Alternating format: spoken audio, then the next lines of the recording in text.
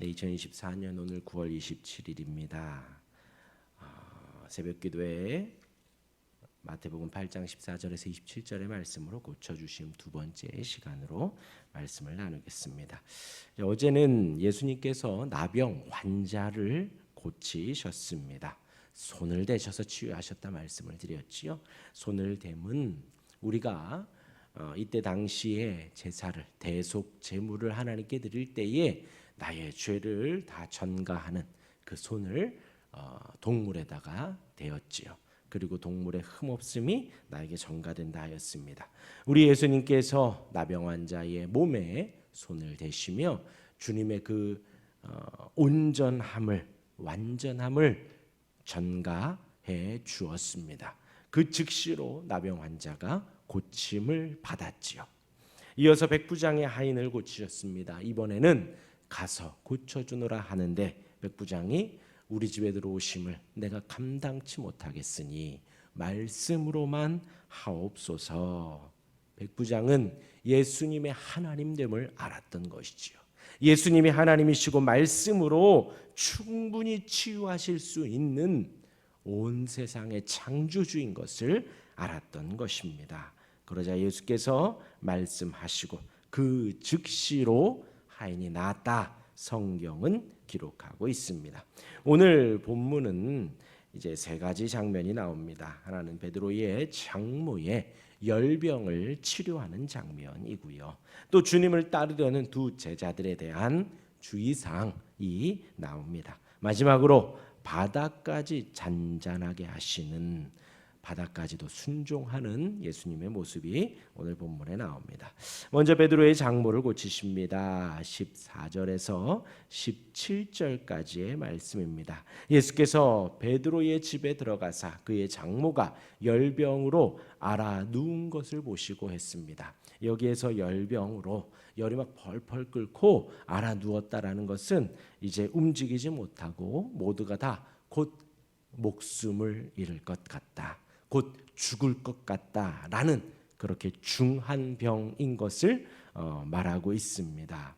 그리고 15절에서 그의 손을 만지시니, 예수님께서 그 베드로의 장모의 손을 만지시니 열병이 떠나갔다라고 합니다.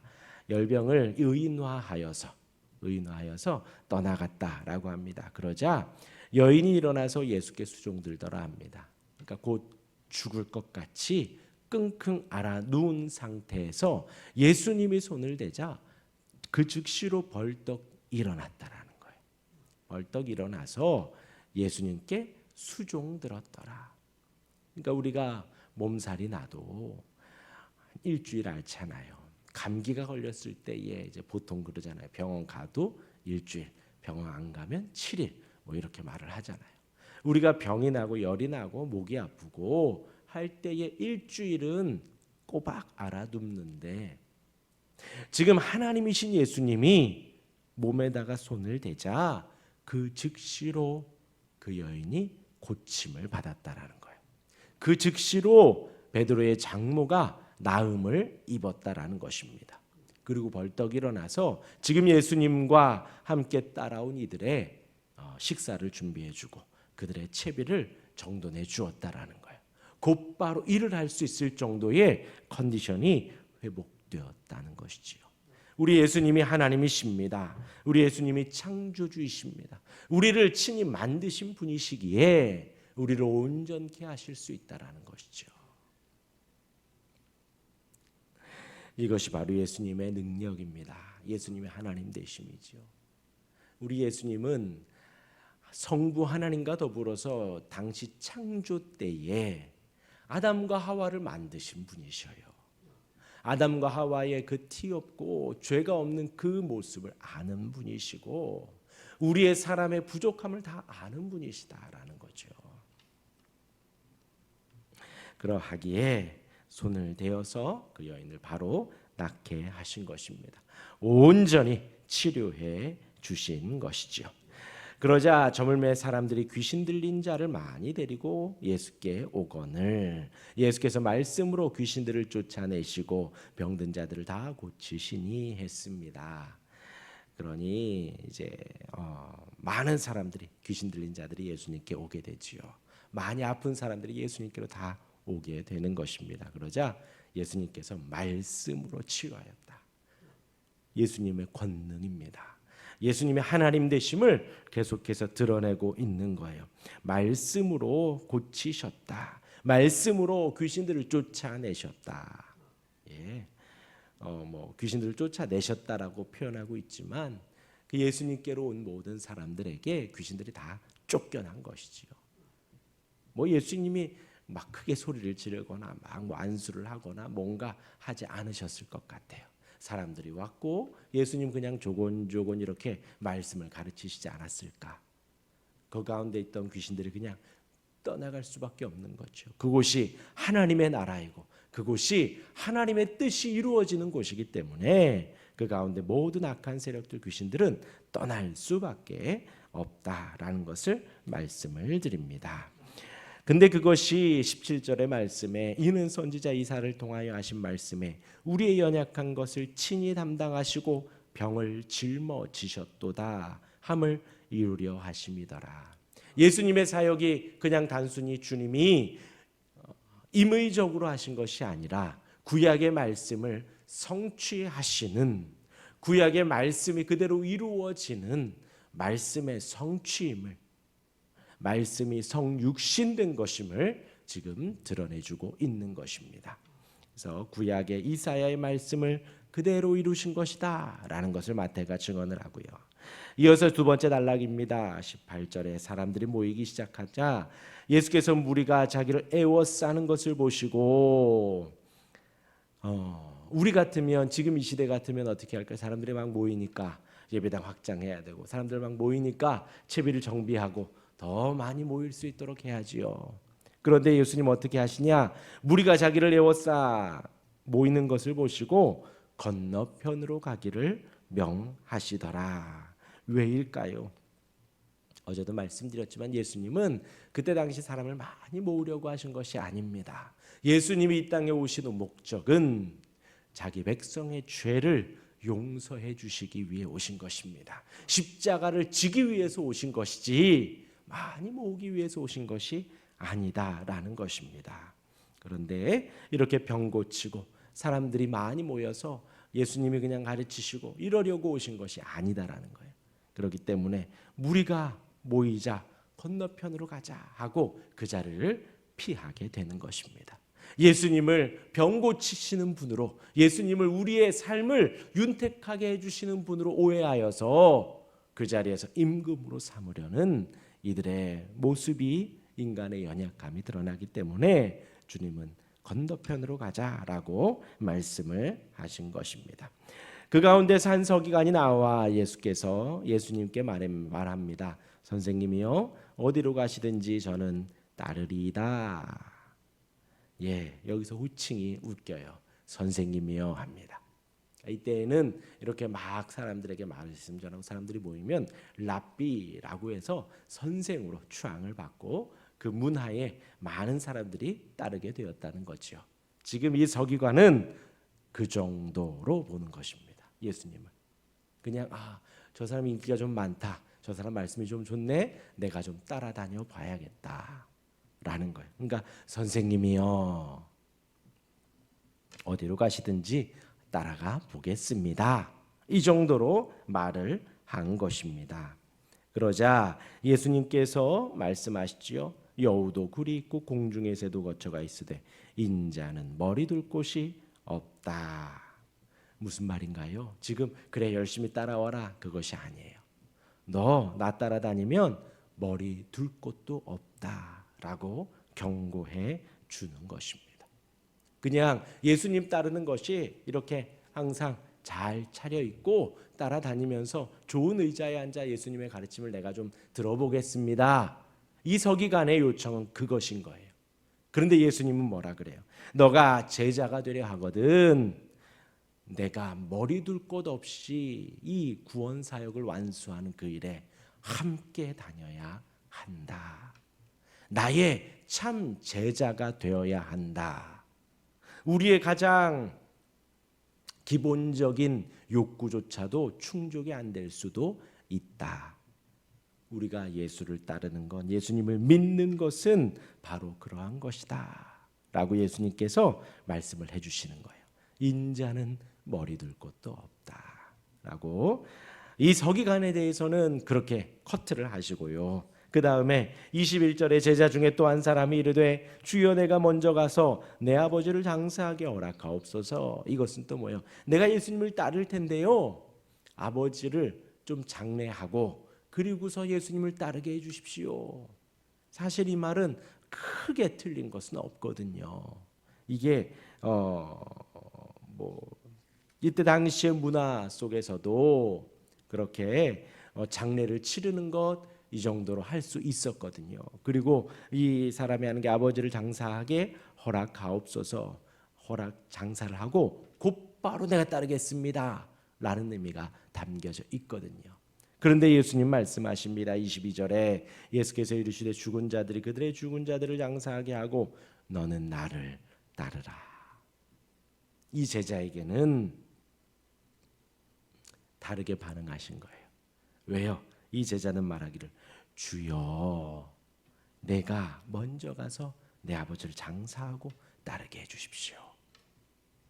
우리 예수님 뭐라 하신 것이냐? 예수님을 따르는 데 있어서는 부모를 공경하고 부모의 장사까지도 치르는 건 맞지만 우리가 예수님을 따르는 것은 이 세상에서 그 어떤 것보다 예수님을 더 사랑하고 섬겨야 하는 것이다 라는 거예요.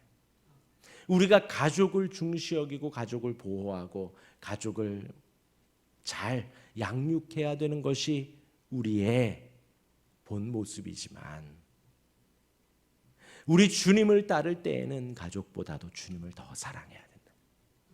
아버지를 봉양하고 아버지의 장례까지 마무리하는 건 너무나 중요하지만 이 땅에서 주님보다 먼저 되고 주님보다 우선시 되는 것은 하나도 없다라는 것을 이 제자에게는 그것을 알려주는 것입니다. 예수님 따르는 것을 가장 우선순위에 두어야 합니다.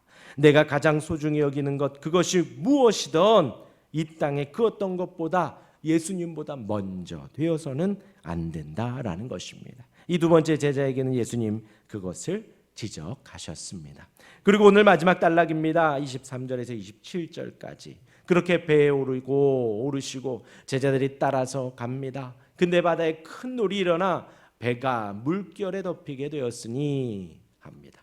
갈릴리 호수인데 호수임에도 불구하고 그때 당시에 산 사이에서 바람이 불면 호수임에도 막 큰 놀이 일어나고 파도가 쳤다라는 것이지요. 그런데 그렇게 막 파도가 일어나 물결이 덮이게 되었으니 배가 막 뒤집히고 물이 막 이렇게 넘쳐 오게 되었다라는 거예요. 그런데 예수님은 뭐 하고 계셨냐? 예수께서는 주무시는지라. 여기에서 이제 그것을 알 수 있죠. 우리 예수님이 참 피곤하셨다라는 것을 알 수 있습니다. 피곤하시니 주무셔야 하고 배가 고프시니 드셔야 합니다. 우리 예수님은 참 사람이셨기 때문이에요. 성경은 그것을 그대로 증언하고 있는 것입니다. 피곤하니까 주무시는 거예요. 예수님께서 주무시는지라. 근데 그 제자들이 나와 깨우며 이르되 주여 구원하소서 우리가 죽겠나이다. 저는 이제 군 생활할 때에 배를 탔었거든요. 고무보트를 탔습니다. 그래서 정말 잔잔한 바다 위에서도 타봤고 막 이렇게 파도가 치는 곳에서도 타봤습니다. 정말 막 배가 막 뒤집히기도 하고 막 그랬었어요. 뭐 제가 탄 건 뒤집힌 적이 없는데 이렇게 탁 뒤집히는 게 제 앞에서 막 보이기도 하더라고요. 정말 파도가 치면 이렇게 뒤집히고 고무보트가 뒤집히기도 하는데 그리고 막 잔잔한 파도를 이렇게 바다를 가게 되면 배 위에서도 막 졸리기도 하고 하더라고요. 그런데 파도가 이니 우리가 죽겠다. 이러다가 죽겠다. 그런데 이들이 지금 잊고 있는 게 있죠. 앞에 있는 예수님이 어떤 분이신가? 하나님이시잖아요. 함께 있는 예수님이 생명이시고 이 예수님이 하나님이시고 이 예수님이 이 온 세상의 창조주이신데 지금 그것을 잊은 거예요. 그냥 단순히 이들이 선생님 모시고 가는 정도예요. 단순히 요즘 말로 하면 담임 목사 모시고 가고 부목사 모시고 가는 정도로만 알고 있다라는 거죠. 그러니까 깨우면서 이르되 우리가 죽겠나이다 하는 거죠. 그러니까 예수님이 책망하십니다. 26절에 예수께서 이르시되 어찌하여 무서워하느냐 믿음이 작은 자들아 책망하십니다. 아까 어제 예수님은 칭찬하셨죠. 백부장을 칭찬하셨습니다. 우리 집에 오심을 감당하지 못하겠습니다. 말씀만 하옵소서. 예수님의 하나님 되심을 온전히 나타낸 거예요. 백부장. 근데 지금 이 막 파도가 치는 가운데에 이들은 주여 우리가 죽겠나이다. 그냥 단순히 그냥 예수님 파도가 좀 칩니다. 어떡할까요? 라고 했으면 예수님이 이렇게 혼내시진 않았을 것 같아요. 근데 생사가 왔다 갔다 합니다. 왜요? 근데 바로 옆에 누구예요? 생명을 주시는 분이 생명의 근원이 옆에 계시는데 지금 그분 앞에 우리가 죽겠나이다 한 거거든요. 어찌하여 무서워하느냐? 그들의 마음속을 정확하게 아신 거예요. 왜 무서워하냐? 두려워 떠느냐? 생명의 주가, 온 세상의 창조주가, 우리를 만드신 하나님이 함께하는데 왜 무서워하느냐 하고 책망하신 것입니다. 곧 일어나사 바람과 바다를 꾸짖으시니 아주 잔잔하게 되거늘. 제가 이렇게 군생활하면서 수평선을 이렇게 볼 때 바다가 정말 잔잔할 때가 있어요. 꼭 그 실크 막 반짝반짝한 그 천 있잖아요. 그게 이렇게 덮여 있는 듯한 살랑살랑할 때가 있습니다. 정말 잔잔할 때가 있습니다.